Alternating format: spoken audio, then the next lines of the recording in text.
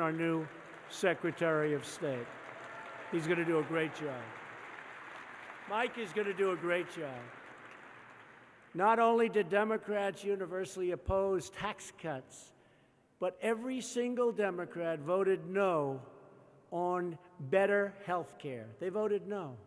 Every single one. The one thing they do great is obstruct. They're great at obstruction. They're wonderful at sticking in a block. They rarely break up, although I think we're going to break them up a little bit because a lot of them are saying nice things about me in certain states that we won by a lot, and they're running in races. You know about that, right? But they really are a block. They just vote no. And I don't think people want that when it comes time to elect. They don't want to fix our health care system. They don't want DACA. They do not want DACA because they think it might be a good political issue. And we want DACA.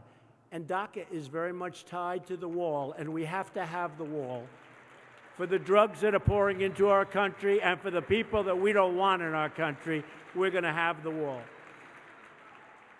But they don't want DACA. They really don't. They want to use it as a political football. And guess what? I think it plays better for us than it does for them because we want to do something for the 800,000, and they don't. So it's been a little bit of a change of position, and we're going to win that one every time, but we're also getting the wall. Nearly every Democrat voted against a ban on late-term abortion when unborn babies can feel the pain.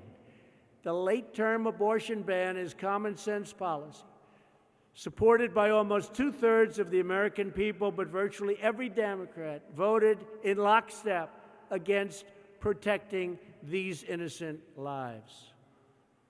On issue after issue, House Democrats are way outside of the American mainstream.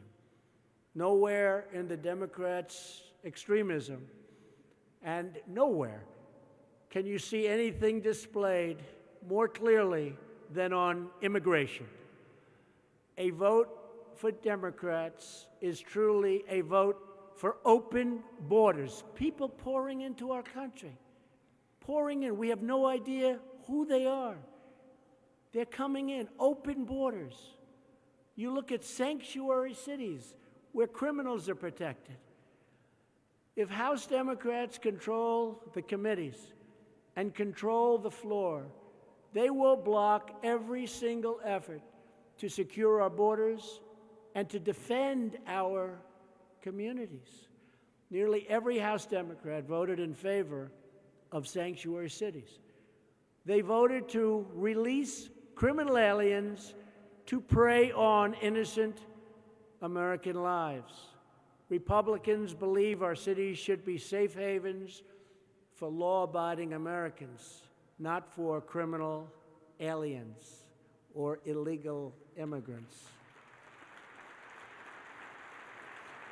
It's time for Congress to stop funding sanctuary cities so we can restore the rule of law. The American people are with us.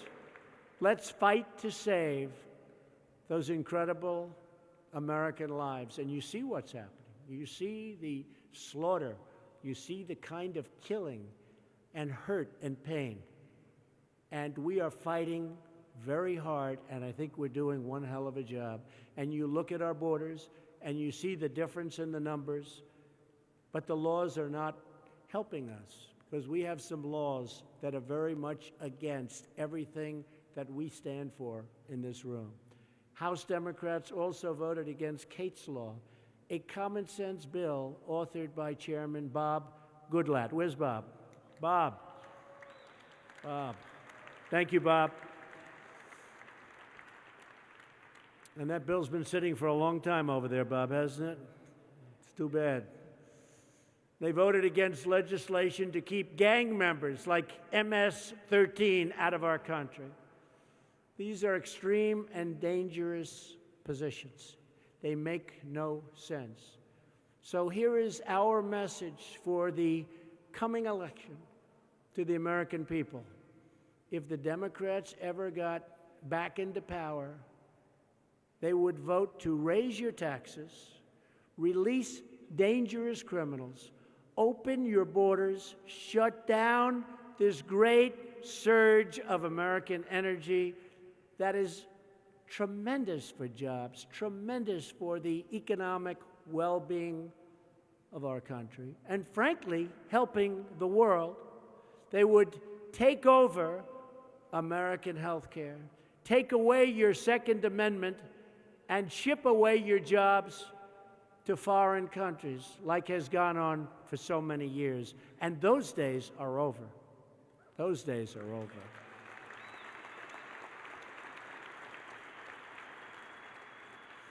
The world, including our friends, has been taking advantage of the United States of America. We can't allow that to happen anymore. We just can't. We want our jobs to be here. We want our great factories, our great plants to be here. We don't want people fired and watch a company leave our country, make a product somewhere nearby, ship it back into our country, not be taxed, and all we get out of it is unemployment and pain. Not going to happen anymore. That's why so many companies are moving back. They're moving back, first time in many, many decades. That's why we need strong Republican majorities.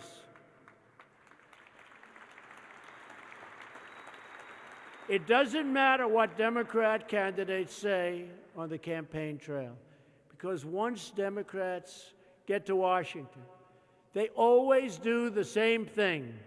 They vote for the liberal Pelosi agenda down the line, straight down the line, every single time. They will never vote for us. They will never vote for what's right. These days, there's no such thing as a blue dog Democrat, a red state Democrat, or a conservative Democrat, because they are all Pelosi Democrats, weak on crime, weak on terrorism, and weak on national defense.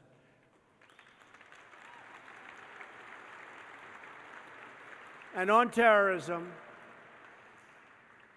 in Iraq and Syria, we've taken back almost 100% in a very short period of time of the land that they took. And it all took place since our election. We've taken back close to 100%. Democrats like to campaign as moderates, but they always govern like radicals.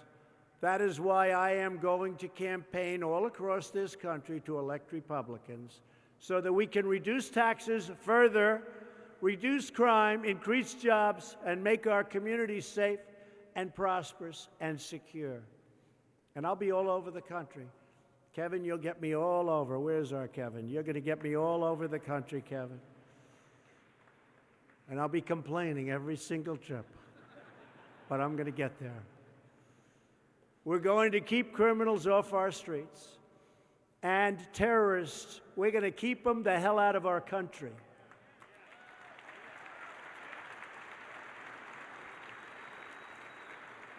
Our opponents are fielding the most candidates they've ever had in a quarter century. Many have not held office before, which means it will be easier for them to conceal their true beliefs. You're not going to know anything about these people. That's why we must tell the truth over and over again. A vote for a House Democrat is a vote for higher taxes, open borders, and the destruction of American jobs and American wealth. It's also the destruction of the American dream. It's a dream, and they're destroying that beautiful dream. But to win, we have to outwork the opposition. For some reason, when a party wins the presidency, incredible, what happens is they lose 2 years later. And I know what happens. I figured, I could never understand. Like 95% of the time, they end up losing the midterms. It's called complacency. Nobody's explained it. I couldn't understand why. You win the presidency, you think you'd have, and we do record business. The economy's maybe the best it's ever been. Ever. I think ever. How has it ever been better? The stock market is at an all-time high. Jobs are the number one, 154 million jobs. That is the most jobs in the history of our country we have right now. The most jobs. We need more people, can believe it. We're going to have an incredible expansion. But it's called complacency because you win the presidency. You work so hard. Look how hard we worked. You work, and you win. And now you take it easy a little bit. Oh, I'm so happy we won. That was so hard. And then a year goes by, and now all of a sudden you're running again. And you get complacent, and you lose. But then what happens? Oh, boy, are we gonna win in 2020? But we have to worry about 18 before we worry about 20. But there is a complacency, and I can understand it. It's natural, human trait. But we cannot be complacent. We can't. We have so much to gain, and this country has so much to lose. So we have to remember. You know, we have a short period of time now. We have to remember. And the other thing is, you know, we had 5 races up until last week. And of the 5 races, we won all 5. These people back here expected us to lose a couple of those races, maybe more than that. We won. They didn't know what to do. So they said, we didn't win by as much as we were supposed to. And by the way, if we won by more, they would have found a reason. So we're fighting the press, we're fighting the media, we always will, for whatever reason. But we're 5-0, and then we lost by 300 votes the other night, right? 300 out of 220-some-odd thousand votes. 300 votes. And I will tell you, though, that area in Pennsylvania and all of Pennsylvania and all other states, they're energized. Because I made a speech there 2 nights before, and I'll tell you what, that crowd was, they were going. They were happy. They were thrilled. I wish I was running. Boy. Man, that was some energetic group.